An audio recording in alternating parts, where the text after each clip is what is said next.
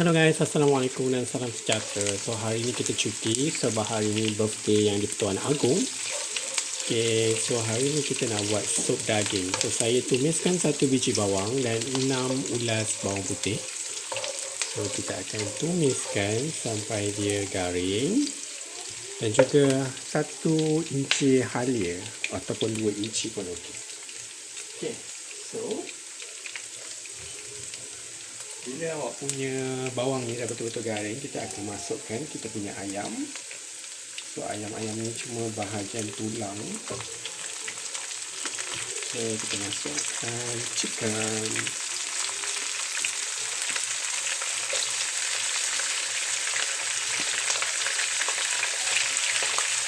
Okay, hari ni resepi dia mudah je, iaitu kita nak buat sup daging. Sup daging. So hari ini kita nak buat sup daging.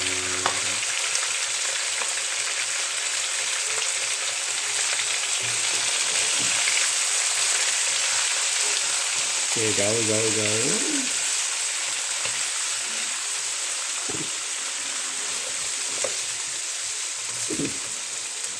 Okay, tujuan kita masukkan sedikit ayam bersama bawang ni supaya air ayam tu turun.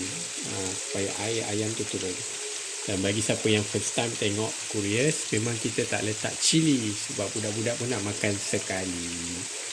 So cara dia untuk cepatkan pengeluaran air, selalunya saya akan masukkan garam terus, sebab dia akan keluarkan air itu dengan lebih cepat. So kita akan adjustkan garam 1 sudu kecil dan 2 sudu kecil. Okay, bagi siapa yang tak confident, tak apa, tak payah masuk garam dulu. Sebab orang mungkin nak masukkan air dulu kan. Setiap orang kan berbeza. Untuk saya masukkan garam teruslah. Sebab saya dah selalu masak sup ni, jadi insyaAllah okey. Jadi kita dah tak takut-takutlah dia masin ke, tak masin ke. Okay, next saya akan masukkan perasa parti cube ayam. Dia akan melemakkan lagi lah. Masukkan je seketul.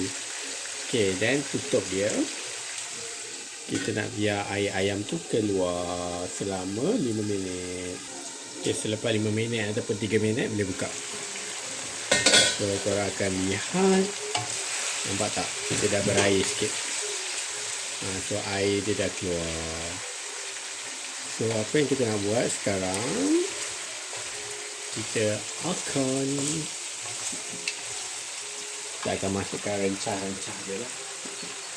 Kita akan masukkan kentang, tomato, daun seleri, daun sup dan sebagainya. Okay, masukkan. Senang je kan masak sup ni. Masukkan je semua. Dan kita akan tambahkan air.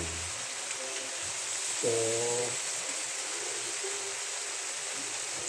air berapa banyak nak letak, ikut korang konsum berapa banyak.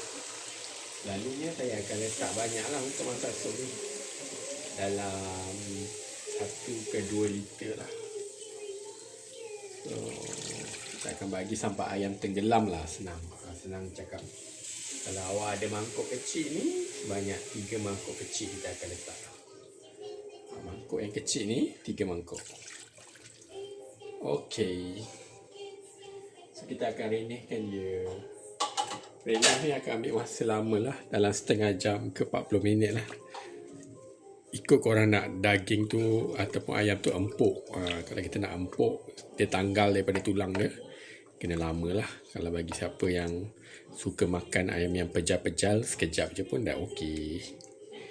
Okey, so saya tak nak buat video panjang, dia simple je. Awak tutup, biarkan dia reneh. Last sekali awak akan taruh apa? Last sekali kita akan letakkan air asam jawa sedikit.